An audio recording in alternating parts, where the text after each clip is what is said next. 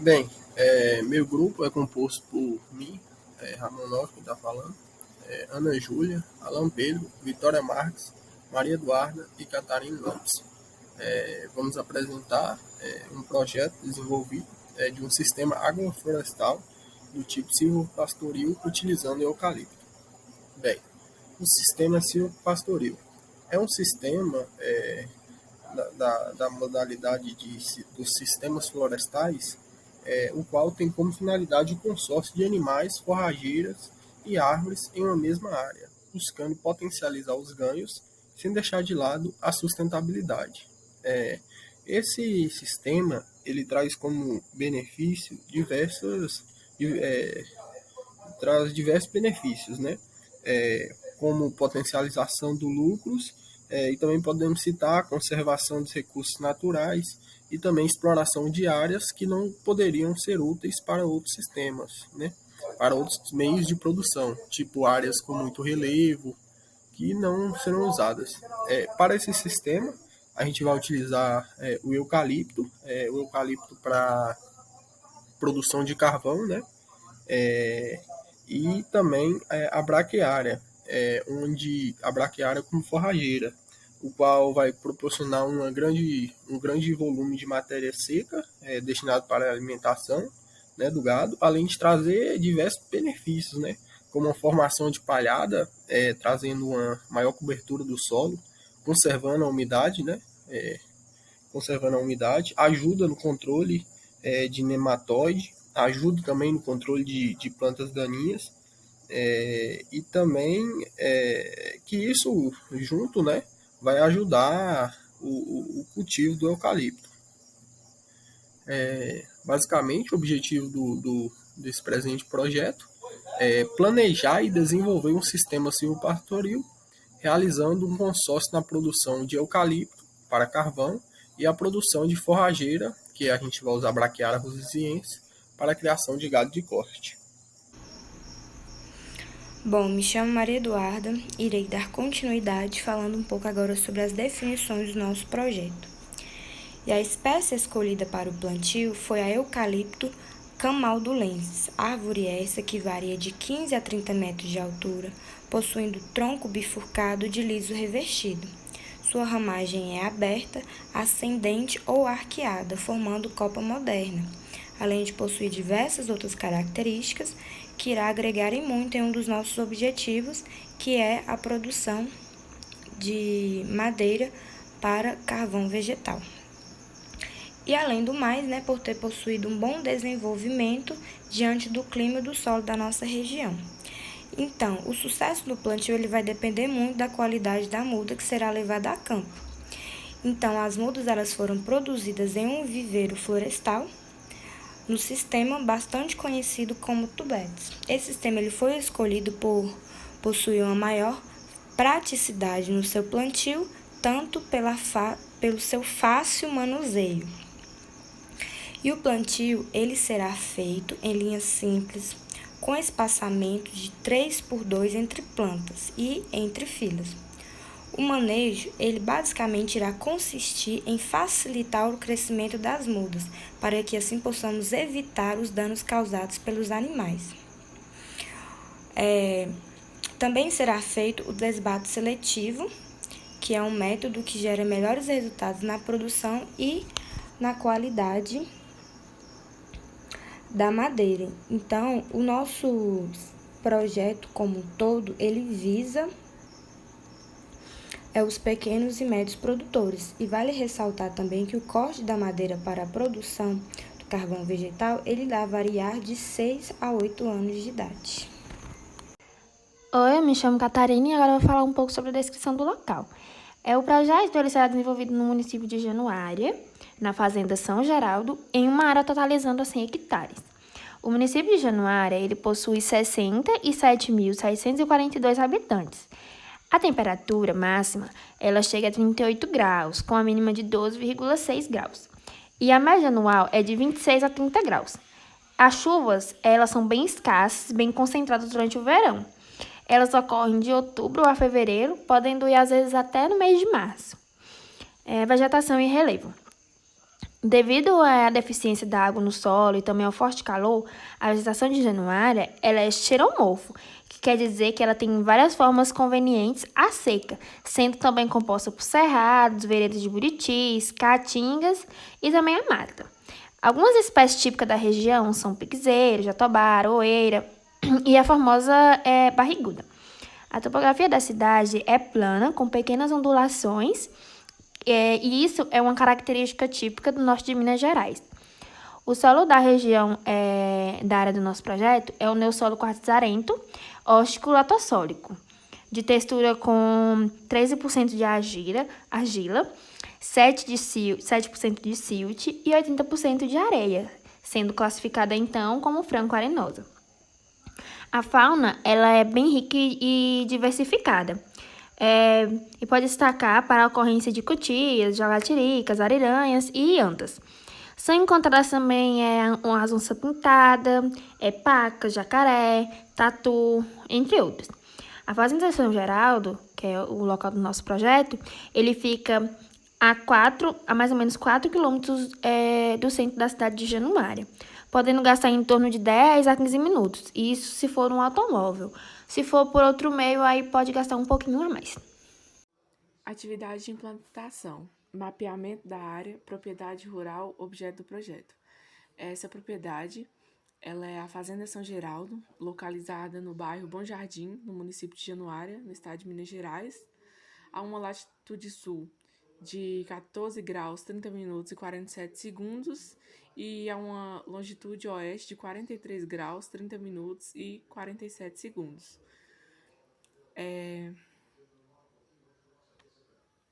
Atividade de implantação, delimitação da área específica do plantio. Os talhões eles foram dimensionados com 30 metros de largura e o comprimento variando de 500 a 1.000 metros.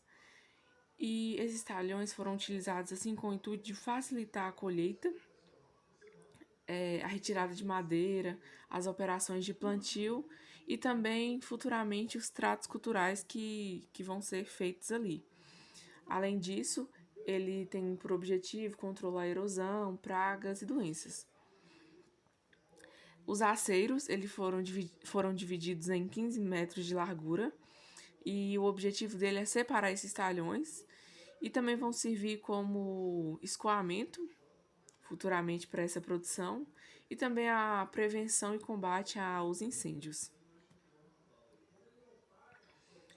Controle de invasoras e demais vegetações competidoras. Essas plantas invasoras, essas plantas daninhas, elas devem ser controladas logo de início, pois elas irão competir diretamente com essas plantas de eucalipto por luz, água, nutrientes. E também, após o crescimento dessas plantas daninhas, dependendo da sua densidade, ela pode causar problema nos tratos silviculturais, desrama, desbaste e até mesmo na colheita. O controle dessas plantas, elas podem ser feito de 3 formas: cultural, físico e químico. No cultural, nós teremos o pastejo, que é um método muito utilizado para que essas plantas invasoras não consigam se desenvolver. Um outro método que nós temos dentro do cultural é a prevenção, que, querendo ou não, vai ser a forma mais barata de evitar a competição entre essas árvores, porque prevenir é sempre o melhor controle. Nós temos o controle físico, que é o arranque manual. Ele é mais comum em pequenos plantios, um método utilizado ali em plantas anuais. Temos o coroamento e a capina. No método químico,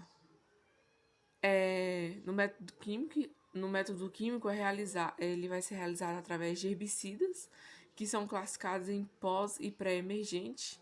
Esses pré-emergentes, eles são produtos aplicados no solo antes ou logo após o plantio das mudas, e os pós-emergentes, eles são aplicados já sobre as folhagens dessas plantas, mas não é bom que ele entre em contato ali com as mudas logo após o plantio. Controle de formigas cortadeiras. As formigas cortadeiras no Brasil, elas são consideradas como as maiores pragas do reflorestamento, devido ao grande número de colônias encontradas e a quantidade de indivíduos que nós encontramos em cada um desses. Nós teremos 2 gêneros, que serão as chamadas salvas e as quenquens, e ambas podem causar danos em qualquer fase do desenvolvimento dessas plantas, porém, esse dano ele vai ser maior na fase de formação da planta. O controle ele é um controle pré-plantio, visto que essas mudas elas são mais suscetíveis ao ataque dessa praga e são usadas produtos químicos na forma de iscas granuladas, que eles possuem, na verdade, atrativos e quando descarregados ali para dentro dos ninhos irão acabar com essas colônias. E vale ressaltar que essas iscas elas podem ser distribuídas de forma localizada ou sistematizada ali no local do plantio. Quanto à adubação, geralmente esses plantios florestais eles ocupam ali áreas degradadas, os solos possuem baixa fertilidade e essa adubação ela vem com o intuito de produzir melhor. Mas cabe salientar que, além dos fertilizantes químicos, também é recomendado o uso de resíduos de origem orgânica que vão servir como fundo de nutrientes para as plantas e também como matéria orgânica para esse solo. E é necessário que se faça uma análise desse solo para ver quais são as deficiências que iremos encontrar ali.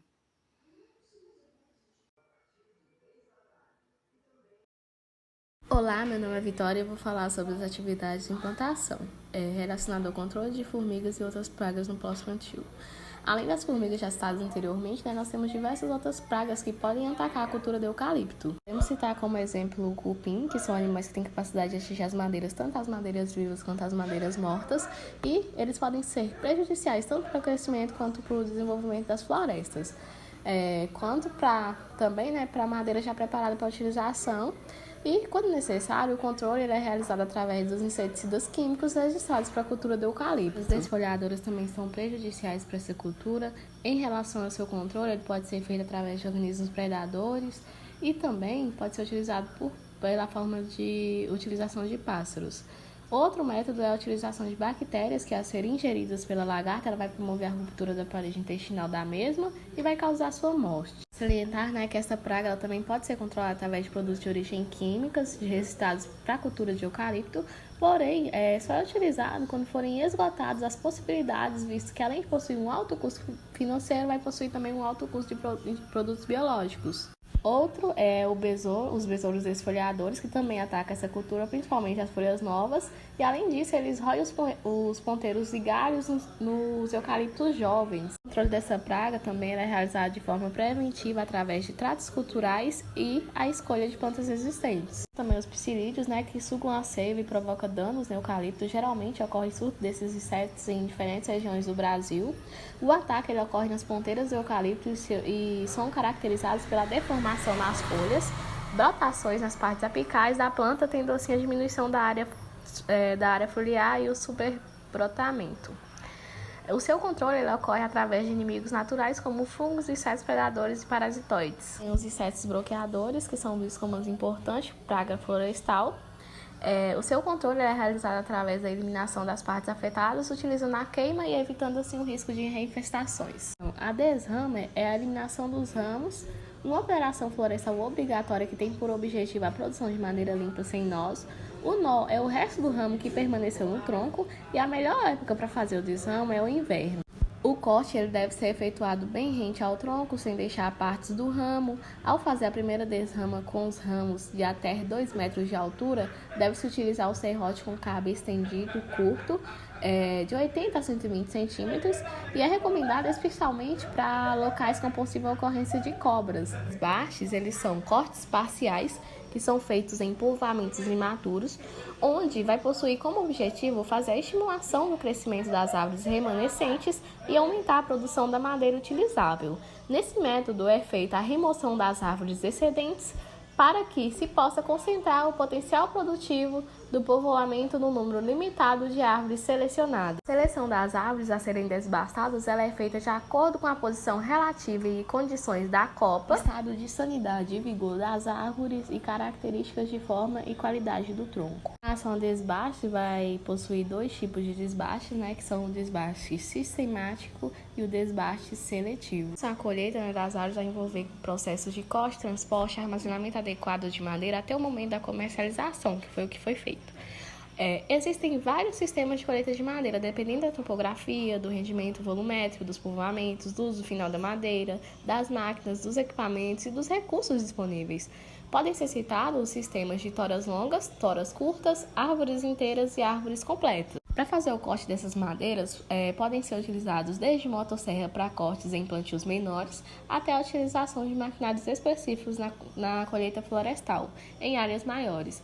A colheita das árvores ela serve como base 5 etapas técnicas fundamentais, que são a derrubada da árvore fazendo corte de entalhe direcional em forma de cunha, com uma abertura de 30 graus a 45 voltado para onde deseja que a árvore tombe. Posteriormente, deve-se fazer o corte de tombo do outro lado do tronco da árvore.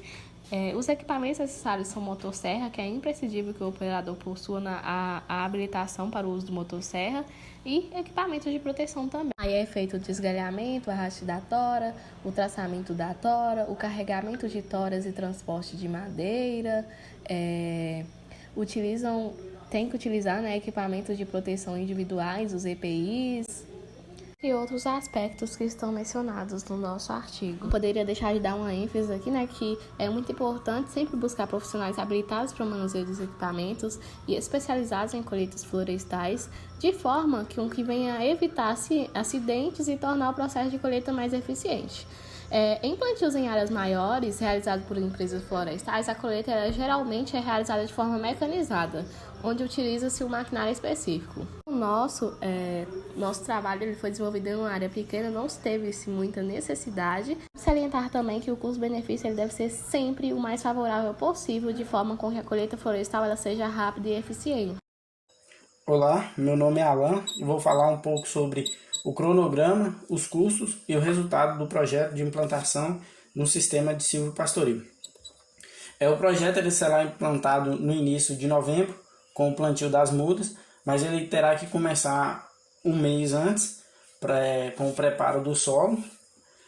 Escolhemos o mês de novembro para o plantio das mudas, pois é um mês compreendido na estação chuvosa da região, assim facilita o pegamento das mudas. Os animais para o pastoril, eles serão inseridos no 4º ano após o plantio das mudas de eucalipto, pois assim as plantas já estarão bem desenvolvidas, não correndo o risco dos animais quebrar ou danificar nenhuma planta. A colheita acontecerá no 7º ano após o plantio e a venda dos animais também no 7º ano após o plantio dos eucaliptos. O orçamento. Os custos total para a implantação desse projeto ficará em torno de R$ 126 mil. Isso inclui o preparo do solo, o plantio das mudas, a manutenção de todo o sistema e a colheita. E também a aquisição dos animais. Então, os resultados.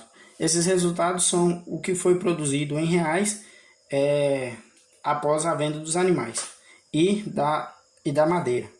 Então, de madeira foi produzido R$ 233.380. De animais foi produzido R$ 120 mil, dando um total bruto de R$ 353 mil. Aí, subtraindo os gastos, tem um total líquido de R$ 227.197,70 centavos. Os resultados.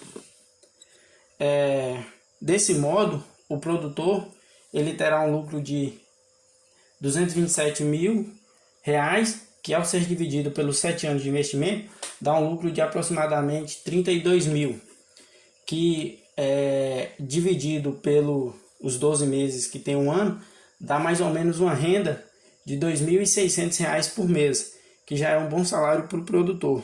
Por isso, vale a pena apostar nesse projeto. Muito obrigado pela atenção.